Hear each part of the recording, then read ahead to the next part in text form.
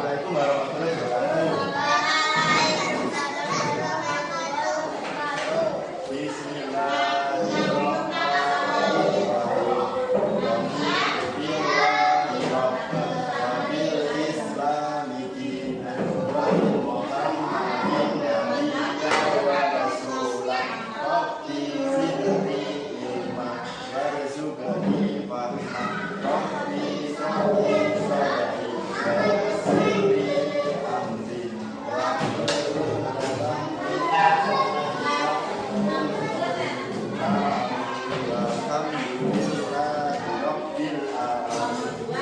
Selamat pagi anak-anak.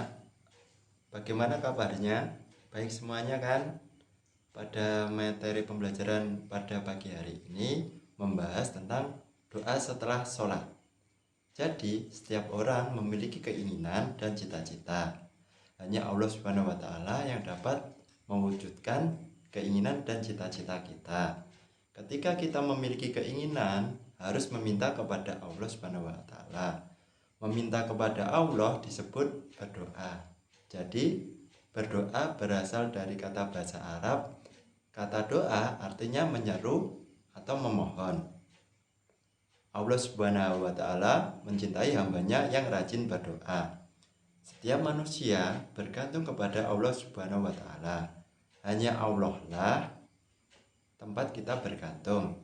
Setiap doa pasti akan dikabulkan oleh Allah Subhanahu wa Ta'ala. Allah Subhanahu wa Ta'ala berfirman, A'udzubillahi minasyaitonirrajim. Bismillahirrahmanirrahim.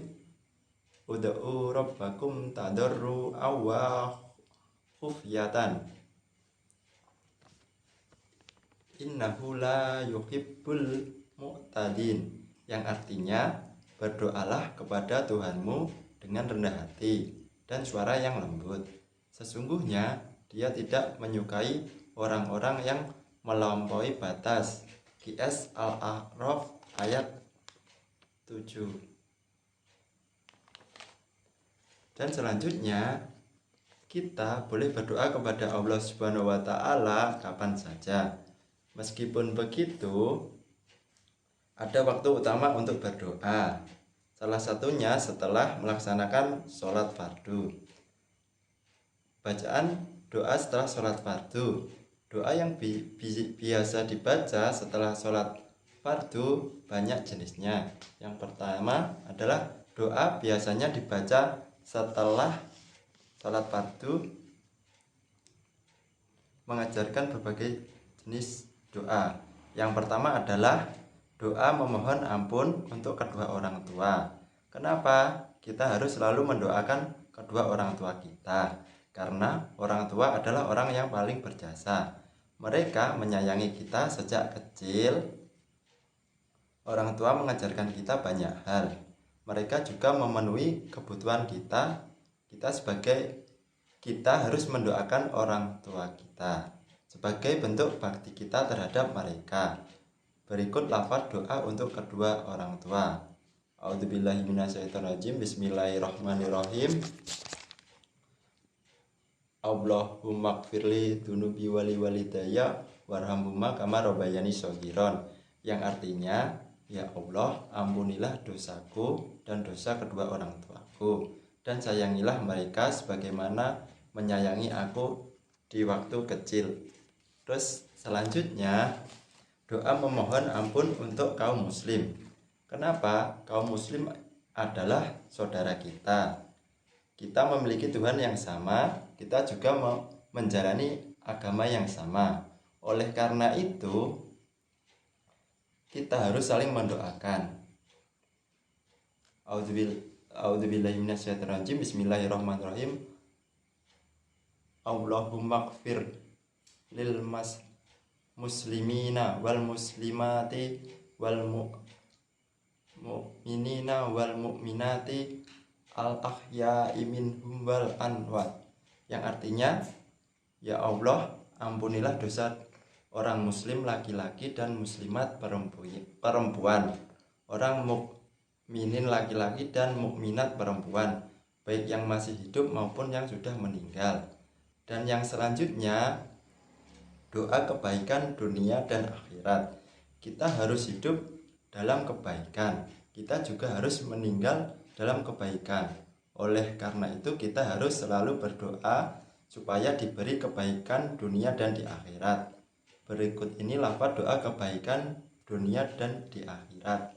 A'udzubillahi minasyaitonirrajim. Bismillahirrahmanirrahim. Rabbana atina fid dunya hasanah wa fil akhirati hasanah wa qina adzabannar. Artinya, ya Tuhanku, berilah kami kebaikan dunia dan kebaikan di akhirat, dan jauhkanlah kami dari siksa api neraka. Selanjutnya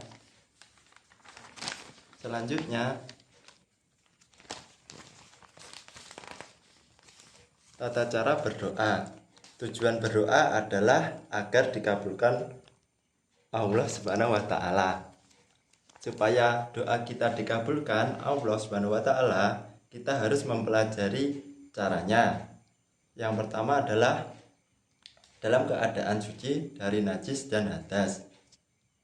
Jadi kita harus suci dari najis dan hadas. Dan yang kedua, kita harus menghadap ke arah kiblat. Dan yang selanjutnya, memulai doa dengan ta'awud, hamdalah, dan sholawat. Setelah itu, mengangkat kedua tangan ketika berdoa. Jadi kita diwajibkan mengangkat kedua tangan setelah berdoa. Selanjutnya berdoa dengan penuh keyakinan supaya dikabulkan oleh Allah doa kita. Untuk mengawali dengan istighfar atau sholawat. Berdoa dengan bacaan-bacaan yang diajarkan di dalam Al-Quran dan hadis. Jika berdoa sendiri, melantunkan dengan suara lirih atau lembut.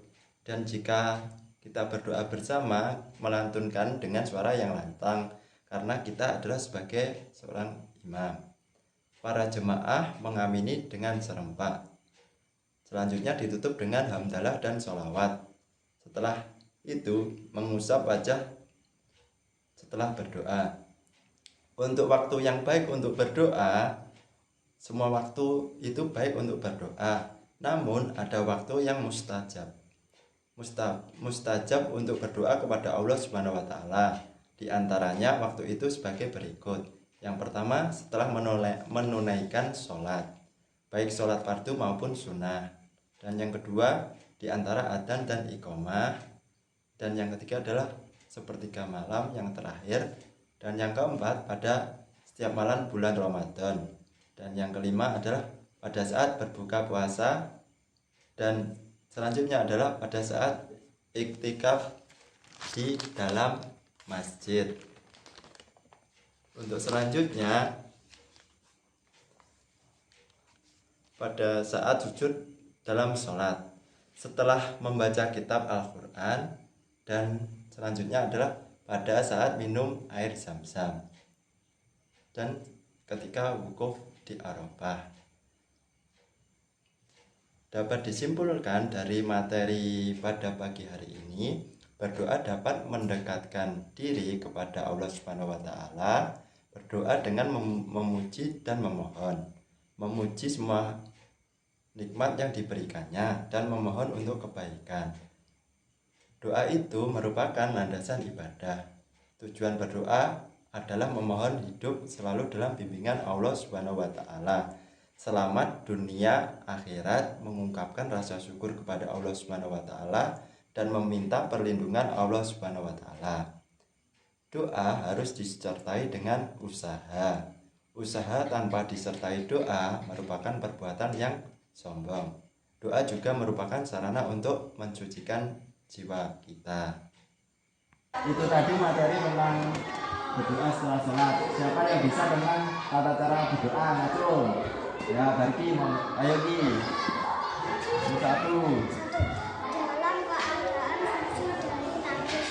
2. Menghadap kiblat. 3. Memulai doa dengan hamdalah. Terus Kalista bisa? Yuk. Selanjutnya Kalista. 4. Mengangkat kedua tangan. 5. Berdoa penuh keyakinan. 6. Mengawali dengan istighfar. Terus Aura. 7. Hera. 7. Berdoa dengan bacaan yang dianjurkan dalam Al-Quran. 8. Jika berdoa iri-iri, jika berdoa bersama-sama. Tutup dengan sholawat. Saat wajah setelah berdoa. Tepuk tangan. Oh.